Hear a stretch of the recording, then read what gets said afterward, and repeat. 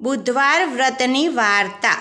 બુધવારનું વ્રત ભગવાન બુદ્ધદેવ અને વિઘ્નહર્તા શ્રી ગણેશજીને પ્રસન્ન કરવા માટે કરવામાં આવે છે. હિન્દુ ધર્મશાસ્ત્રો અનુસાર આ વ્રત કરવાથી ઘરમાં સુખ, શાંતિ, બુદ્ધિ અને ધન ધાન્યની પ્રાપ્તિ થાય છે. તો આજે આપણે આ વ્રત વિશેની વાર્તા સાંભળવાની છે. વાર્તા. પ્રાચીન સમયમાં મધુસૂદન નામનો એક ધનવાન વેપારી રહેતો હતો. તેના લગ્ન ગુણવંતી અને સંસ્કારી કન્યા સંગીતા સાથે થયા હતા. એકવાર મધુસૂદન પોતાની પત્નીને તેડવા માટે પોતાના સાસરે ગયો. તેણે ત્યાં થોડા દિવસ મુકામ કર્યો અને પછી સાસુ સસરા પાસે પત્નીની વિદાય કરવા વિનંતી કરી. પરંતુ તે દિવસે બુધવાર હતો. સાસુ સસરા અને શાળાએ મધુસૂદનને સમજાવ્યો કે બુધવારના દિવસે દીકરીને વિદાય કરવી અથવા પ્રવાસ કરવો શુભ ગણાતો નથી. પરંતુ મધુસૂદન ખૂબ જ જિદ્દી હતો. તેણે કોઈની વાત માની નહીં અને પત્નીને લઈને બળદગાડામાં પોતાના ઘર તરફ નીકળી પડ્યો. રસ્તામાં તેમની પત્ની સંગીતાને તરસ લાગી. મધુસૂદન પાણી લેવા માટે લોટો લઈને ગાડામાંથી નીચે ઉતર્યો અને દૂર એક કૂવા તરફ ગયો. જ્યારે તે પાણી લઈને પાછો ફર્યો ત્યારે તે આશ્ચર્યચકિત થઈ ગયો. ગાડામાં તેની પત્નીની બાજુમાં બિલકુલ તેના જેવો જ દેખાતો, તેના જેવા જ કપડાં પહેરેલો બીજો એક માણસ બેઠો હતો. મધુસૂદને ક્રોધિત થઈને પૂછ્યું, તું કોણ છે અને મારી પત્ની પાસે કેમ બેઠો છે?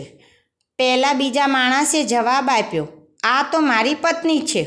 હું હમણાં જ તેને સાસરેથી વિદાય કરાવીને લાવ્યો છું. તું કોણ છો? બંને વચ્ચે ઉગ્ર ઝઘડો શરૂ થયો. ચહેરો અને અવાજ સરખા હોવાથી સંગીતા પણ મૂંઝવણમાં મુકાઈ ગઈ કે આમાંથી તેનો સાચો પતિ કોણ છે. ઝઘડો વધતો જોઈને ત્યાંથી પસાર થતા રાજાના સૈનિકો ત્યાં આવ્યા અને તેમણે બંનેને પકડી લીધા. સૈનિકોએ સંગીતાને પૂછ્યું કે તેનો સાચો પતિ કોણ છે, પણ તે પણ રડવા લાગી અને કશું કહી શકી નહીં. પોતાને આ મુશ્કેલીમાં ફસાયેલો જોઈને મધુસૂદન મનોમન પસ્તાવો કરવા લાગ્યો. તેણે ભગવાન બુદ્ધદેવનું સ્મરણ કર્યું અને પોતાની ભૂલ સ્વીકારી.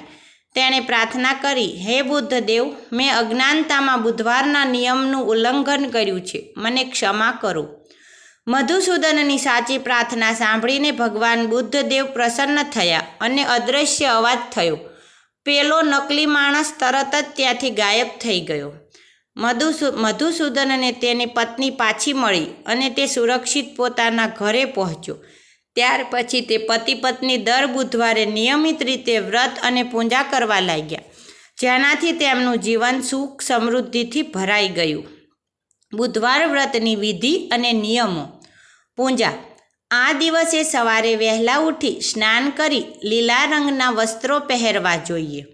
ભગવાન ગણેશજી અને બુદ્ધદેવની મૂર્તિ સમક્ષ ધૂપ દીપ પ્રગટાવી પૂજા કરવી.